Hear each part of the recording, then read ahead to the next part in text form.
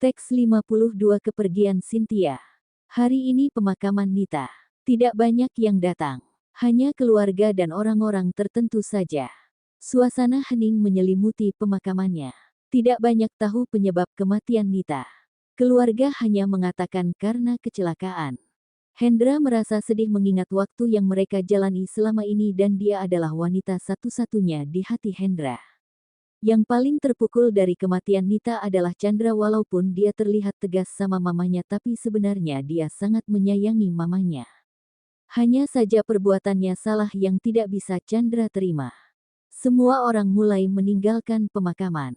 Hanya Cynthia yang masih termenung menatap makam mamanya. Pada akhirnya semua yang mama janjikan gagal. Kenapa mama harus meninggalkan aku sendiri? Sebelumnya mama berjanji akan mengembalikan semua seperti semula, ucap Cynthia tidak terasa air matanya keluar. Walaupun dia marah sama mamanya atas kenyataan dia bukan anak papanya. Tapi di hatinya yang paling dalam dia sangat menyayangi mamanya. Sekarang dia tidak tahu pada siapa akan bergantung dalam kondisi seperti ini. Chandra mengajak dia pulang. Mereka sampai di rumah Hendra. Mulai sekarang semua terasa berbeda bagi keluarga Hendra. Keluarga Wiratmaja berkumpul di rumah Hendra. Hanya sekedar memberi support kepada Hendra dan Chandra. Sedangkan Cynthia langsung ke kamarnya. Om, aku mengundurkan diri dari perusahaan, tiba-tiba Chandra bicara membuat semua orang terkejut. Apa alasan kamu harus mengundurkan diri? Tanya Gunawan. Setelah memikirkan apa yang mama lakukan sama keluarga Om. Aku merasa tidak pantas berada di perusahaan, jawab Chandra. Begini Ken. Semua yang dilakukan mamamu tidak ada hubungannya denganmu. Bahkan ketika dia melakukannya waktu itu kamu saja belum mengerti apa-apa. Terlebih kita semua juga tidak menyangka dia pelakunya. Untuk kesalahan Nita tidak harus kamu yang menanggungnya. Om tidak menerima pengunduran dirimu, jawab Gunawan. Iya kak, kita semua keluarga. Aku yang sebagai korban saja tidak pernah menyalahkan kakak. Apalagi sekarang hanya kita berdua saja cucu dari Wiratmaja, ucap Rania. Karena kalian tidak menyalahkan sehingga aku merasa malu dan tambah merasa bersalah, jawab Chandra. Apa semua anak harus menanggung kesalahan yang diperbuat orang tuanya? Kalau iya betapa banyaknya anak-anak yang menderita di dunia ini, ucap Rania. Chandra terdiam. Benar kata Rania. Opa tidak mau mendengar kamu berpikir seperti itu. Bagi Opa kamu dan Rania sama. Sama-sama cucu yang berharga bagi Opa, ujar Wiratmaja. Chandra kemudian mengangguk lemah. Cynthia mendengar semua yang orang bicara. Dia benar-benar merasa orang asing sekarang. Apalagi mamanya juga sudah tidak ada. Ketika mereka sedang mengobrol, Jaka datang menemui mereka.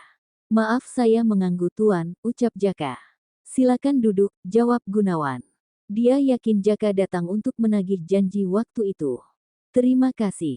Saya langsung saja ke intinya. Saya ingin menagih janji Tuan Gunawan waktu itu, ucap Jaka. Apa yang kamu inginkan? Tanya Gunawan. Sebelumnya saya minta maaf sama Tuan Hendra dan Chandra. Saya hari ini meminta izin membawa pergi Cynthia, ucap Jaka tenang. Semua orang terkejut. Terutama Hendra, dia langsung berdiri dari tempat duduknya. Apa hubunganmu dengan Cynthia? Apa jangan-jangan kamu ayahnya? Tanya Hendra marah. Saya adik dari ayahnya Cynthia. Sebelum kakak saya meninggal dia memberitahu kalau dia memiliki seorang anak. Dan dia meminta saya untuk menjaga anaknya. Saya yang waktu itu baru bercerai dengan istri saya memutuskan pergi ke Jakarta untuk melihat anak kakak saya. Karena cuma dia keluarga saya setelah kakak saya meninggal. Kebetulan waktu itu perusahaan Wiratmaja mencari asisten untuk Tuan Gunawan. Saya melamar kerja dan diterima. Waktu saya datang ke Jakarta saya menemui Bu Nita. Tapi beliau meminta saya untuk tidak ikut campur menyangkut semua tentang Cynthia. Karena janji dengan kakak saya hanya melihatnya dan melindunginya dari jauh. Saya tidak memberitahu identitas karena saya merasa Cynthia hidup dengan bahagia dan nyaman di keluarga Tuan Hendra. Dan saya yakin kalau dia bukan anak Tuan Hendra tidak akan terungkap. Tapi saya salah, bangkai yang disimpan pasti akan tercium juga. Sekarang karena Buk Nita sudah meninggal, maka hubungan Cynthia dengan keluarga ini juga sudah tidak ada lagi. Saya berniat membawanya pergi. Kebetulan uang peninggalan kakak saya dan uang tabungan saya selama ini cukup untuk membawa dia berobat dan untuk hidup kami ke depan. Sebelumnya saya sudah bertemu dengan Cynthia di rumah sakit. Dan kemarin saya juga sudah menelponnya. Dan dia setuju untuk ikut dengan saya. Mengenai kenapa saya tahu Nona Rania diculik Buk Nita. Karena awalnya dia mengajak saya melakukannya. Tapi dengan tegas saya menolak. Apalagi mengingat kebaikan Tuan Gunawan selama ini saya tidak akan berani menyakiti keluarganya.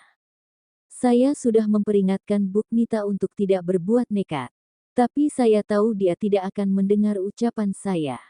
Makanya saya suruh orang mengikutinya diam-diam. Sehingga saya tahu kemana Nona Rania dibawa ketika diculik. Sekali lagi saya meminta maaf karena keegoisan saya meminta sesuatu sebagai balasan dari bantuan saya. Saya tahu itu tidak pantas. Tapi Cynthia adalah keluarga satu-satunya yang ditinggalkan kakak saya, jelas Jaka. Semua orang terkejut mendengar penuturan Jaka. Terutama Hendra dan Chandra. Padahal Jaka bekerja selama 20 tahun tapi tidak ada yang curiga kepadanya. Tapi saya masih memiliki hubungan darah dengan Cynthia. Saya kakak satu ibunya. Saya tidak bisa membiarkan Anda membawa adik saya, ucap Chandra tegas. Sedangkan Hendra hanya diam. Sejak dia tahu kalau Cynthia bukan anak kandungnya. Rasa sayang yang selama ini hilang begitu saja. Yang tinggal hanya rasa kasihan karena selama 20 tahun mereka adalah ayah dan anak. Aku akan ikut Om Jaka, tiba-tiba Cynthia keluar dari kamarnya. Semua orang melihat ke arahnya. Tapi kamu masih punya kakak di sini. Kakak akan menjagamu, ucap Chandra. Walaupun begitu, aku tidak akan tenang tinggal di sini. Mengingat semua kesalahan aku dan Mama perbuat. Aku sudah memutuskannya Kak, jawab Cynthia tegas. Tidak terlihat lagi wajah manjanya selama ini. Chandra terdiam, dia tidak bisa memaksa Cynthia untuk bersamanya. Apalagi sepertinya Hendra juga tidak ada niat untuk menahannya. Saya sudah meletakkan surat pengunduran diri saya di atas meja Tuan Gunawan, ucap Jaka. Apa harus kamu membawanya pergi? Kami masih bisa merawat Cynthia di sini. Dan kami juga berniat untuk mengobatinya, ucap Gunawan. Iya Tuan, mulai sekarang tanggung jawab atas diri Cynthia ada di tangan saya, jawab Jaka. Tidak ada yang dapat menahan Cynthia lagi. Bagi mereka sekarang memang Jaka yang pantas untuk merawatnya. Cynthia tidak membawa semua barangnya. Dia hanya menyuruh pelayan untuk mengeluarkan satu koper yang berisi pakaiannya saja. Kalau begitu kami akan pergi sekarang. Saya berencana membawa Cynthia berobat ke luar negeri dan kalau bisa dia akan melanjutkan kuliah di sana, ucap Jaka. Kamu harus sering-sering menghubungi kakak, Cynthia mengangguk kemudian Chandra memeluk adiknya untuk terakhir kalinya. Kalau Anda memerlukan biaya untuk Cynthia jangan lupa menghubungi saya, kata Chandra kepada Jaka. Kalau kamu pulang ke Indonesia jangan lupa mencari papa. Setidaknya kamu masih ingat punya papa di sini, kata Hendra sambil memeluk anak yang dia besarkan selama ini. Cynthia menangis terharu. Kemudian dia pamit sama Wiratmaja dan Gunawan.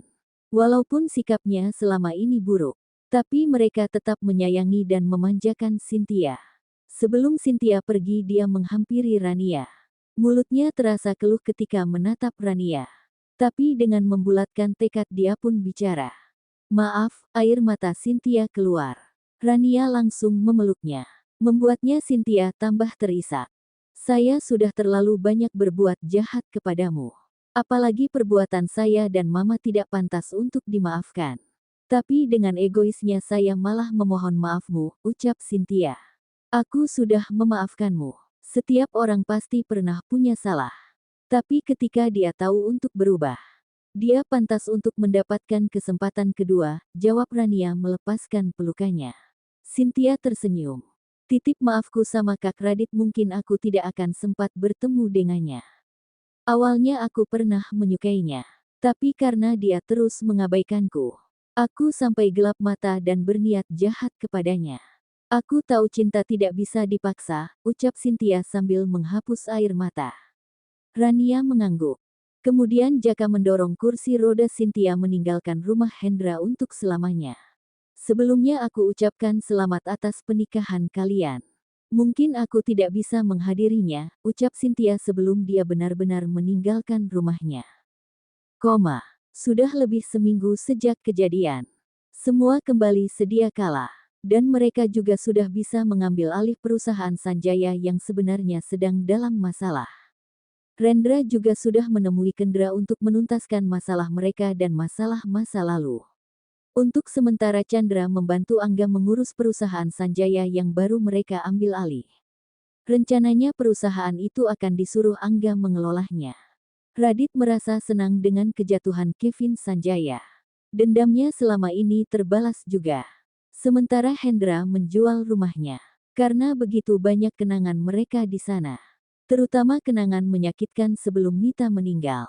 Dia dan Chandra disuruh Wiratmaja untuk tinggal di rumah utama. Biar awalnya mereka menolak, tapi akhirnya mereka menuruti permintaan Wiratmaja. Hari ini Rania dan Radit mau pergi fitting gaun pernikahan mereka. Radit berniat untuk menjemput ke kantornya. Tapi Rania menolak. Dia yang akan datang ke kantor Radit. Radit baru berada di lobi untuk menunggu Rania. Karena dia sudah memberitahu sedang di perjalanan menuju kantor Radit. Radit, sapa Astrid tiba-tiba. Radit melihat Astrid yang datang dengan tatapan penuh kebencian. Untuk apa kamu ke sini? Tanya Radit dingin. Aku mau bertemu dan bicara denganmu Dit, ucap Astrid lembut. Membuat Radit tambah jijik. Apa peringatan aku hari itu tidak kamu dengar? Atau kamu menganggap aku terlalu lunak kepadamu? Tanya Radit dingin. Bukan gitu, aku hanya ingin kita balikan lagi. Beri aku kesempatan untuk memperbaiki semua yang aku perbuat kepadamu. Aku yakin kamu masih belum melupakanku, Astrid memelas. Hah, kamu terlalu percaya diri. Semenjak kita putus hari itu, tidak ada lagi cinta yang tersisa di hatiku. Bahkan aku malah jijik melihatmu. Apa kamu tidak tahu apa yang terjadi dengan selingkuhanmu? Ucap Radit dingin. Astrid terkejut ketika Radit mengatakan tentang Kevin. Dulu Radit dan Kevin adalah teman. Tapi ketika dia tahu Astrid selingkuh dengan Kevin, sejak saat itu Radit membencinya. Aku sudah lama tidak berhubungan dengannya, jawab Astrid. Oh, karena kamu sudah putus dengannya dan ladang uangmu sudah tidak ada. Kamu berniat untuk kembali kepadaku. Supaya kamu bisa memanfaatkanku lagi. Ejek Radit. Bukan begitu Dit, Astrid mulai menangis. Aku tidak akan luluh dengan air matamu. Aku peringatkan kalau kamu masih berani muncul di hadapanku. Aku pastikan kamu akan kehilangan semuanya termasuk karirmu, ancam Radit. Astrid bergidik tapi dia masih bertekad mendapatkan Radit kembali. Aku mohon Dit, ucap Astrid masih dengan air matanya. Dia berusaha memegang tangan Radit, tapi ditepis kasar oleh Radit. Cekak, kenapa tisu bekas ada di sini? Tanya Rania tiba-tiba sudah berada di belakang Astrid. Astrid terkejut mendengar ucapan Rania. Dia mengangkat kepala. Sayang kamu sudah datang. Tanya Radit sambil tersenyum lembut menghampiri Rania. Dia kemudian memeluk pinggang Rania. Astrid benci melihat sikap Radit sama Rania. Kamu, bukannya kamu sopirnya Radit. Apa perempuan culun ini yang kamu pilih menggantikanku Dit, ejek Astrid. Radit mau menjawab tapi dihentikan Rania. Rania memang memakai kacamatanya ketika ke kantor. Kalau saya pakai kacamata ini saya memang sopirnya Kak Radit.